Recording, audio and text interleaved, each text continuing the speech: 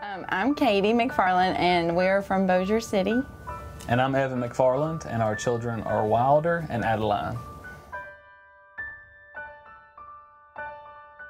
So we had Wilder and Adeline when I was 25 weeks pregnant. So they weren't supposed to come until February, and they actually came on October 22nd. So they were extremely early.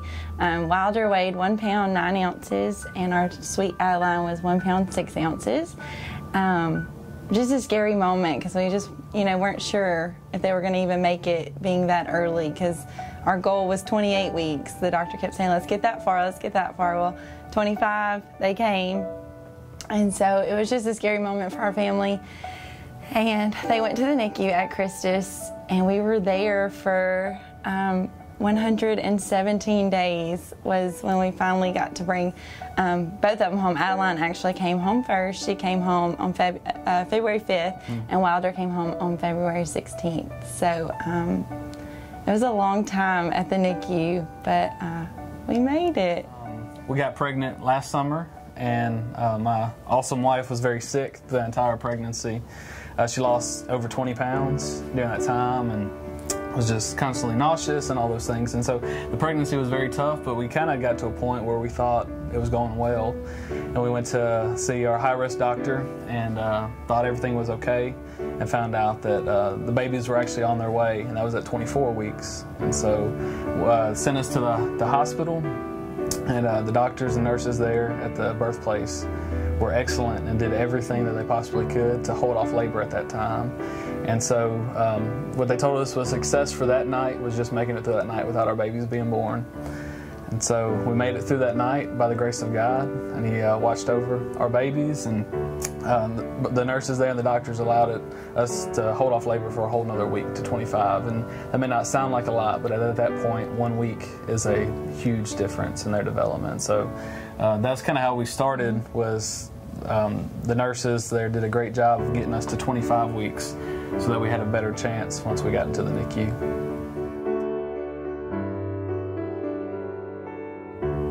First off, I don't think you can make it through a situation like ours without faith. I don't know how people could do that, because I feel like God kind of put us in like a bubble for those 4 months, because I think if we would have truly realized everything we were going through, there's just no way we could have made it. I mean, just our belief in Him, and that while the nurses were amazing and the equipment is incredible and awesome, God's the one that held us through that, and it's just without Him, we wouldn't have made it. Yeah. And we wouldn't have made it, we would have crumbled. And so just relying on Him through the entire process, that's the only way we got through. Looking back, we were not that strong. It was because of Him that we were able to just walk through this and do it. It was hard. Yeah.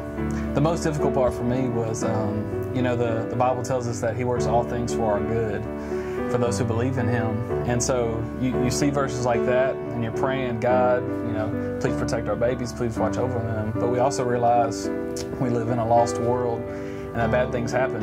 And so when we say we put our trust in God, at that moment, what that literally meant was, God, we trust You no matter what happens. And so you don't always know that things are going to come out fine and that your babies are going to live or any of that, but we trusted Him to take care of us and our family and to enhance His kingdom through whatever that meant, whether our babies lived or didn't. And by His grace and by His mercy, they lived and are living miracles today. And so it's, like my wife said, I don't know how you get through that without trusting in God. We just want to say thank you so much, first off, to those who have given, because without the special beds that they got put in the second they were born, and without the vents and the other machines and the tubes and they wouldn't have made it. I mean, you can't be born at 25 weeks and just, be put in a little crib and go on. Like, it wouldn't happen. So without the donations given by people, we wouldn't have the equipment needed to take our little 25-weekers to now 7-month-old babies that are perfectly healthy and fine. And it's because of them donating and giving that we have our babies today. Yeah, so often before this, I never really paid attention to the Children's Miracle Network or what it did or what it was. But now there's a personal story on the other side of that. And if people could just think about that someone's child on the other side of that donation they're giving. So it's huge what they're doing, whether it's $1 or whatever it is, you're helping a child, because our kids at 25 weeks needed pretty much every piece of equipment that's out there to help them survive. And because of those donations, they were able to. And so we're just so thankful for anyone who is a part of the Children's Miracle Network. Absolutely. I mean, you take $1 from every person, and that's a piece of equipment. So though you may not be able to give thousands of dollars, just giving what you can, you know, partners with someone else's giving, and then we can buy something that we absolutely need. So I think that's awesome, just whatever you can. And you never know, hopefully not, but you never know if you're going to be in that situation where you're going to need help one day and your family's going to need help. And so putting that personal touch on it is huge, I think, to say, hey, look, this is someone's kid. This could be your niece or nephew one day. This could be your child one day that could need this help. And every single dollar towards that makes a huge difference.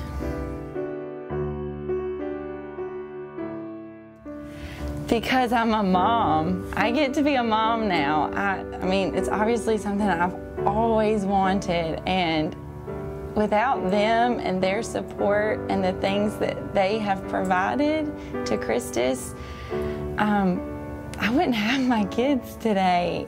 And I get to be a mom. Yeah, it's kind of hard to put into words how thankful we are for Children's Miracle Network, the NICU, the birthplace, Christus Shumpert, all of those people, because we trust God and all those things, but God has given us resources here on earth to use also. And so He's put people in our pathway that helped our children live. And how can you say how thankful you are for that? Because of that, we have Adeline and Wilder with us today. I think just their involvement in getting us to where we are, they didn't just, I don't know what I want to say, you go. Everyone loves babies. Yeah. You know, everyone likes to look at babies, and babies are helpless. They're innocent when you look at them. And I think it just tugs on everyone's heart when you see a baby struggling and when a baby needs help. And Children's Miracle Network is there to provide that help to a baby who doesn't know what's going on but needs life support and needs help. And so it's literally helping the innocent and helping the helpless, and that's what they're there to do, and that's just amazing to me. Yeah, that was one of the most, I think, important things to us at the time, or I mean even now, but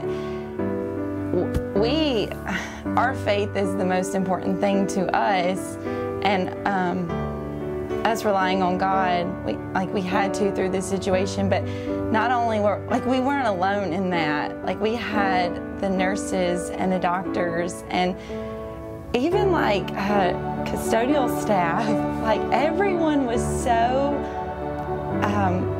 loving towards us and caring and kind, and they prayed with us and they prayed for our babies. I mean, they would come in and say, I prayed for your kids last night before I went to bed, or, you know, just giving us that motivation that we needed, because there were times where I didn't think I was going to make it through the day, because I go in and I can't hold my kids and I can't feed them. I can't do the things that a mom should be able to do when she has babies, and they were just there to lift me up whenever I was at my weakest moment, and they did that by praying with me and by, you know, just going through scripture with me and telling me, you know, like, God's in control here. His word tells us He's not going to leave us. And they did that for me. They were there they became family to us. It was pretty powerful to see just a whole staff rally around us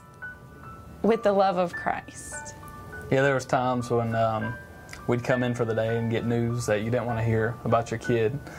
And what was awesome is so often the nurses would then sit down with us and say, hey, look, this is what this x-ray said, or this is what this medical test said, but we know God is in this room, and he has his hands on your babies. It's been evident so far, and he's not going to let them go now.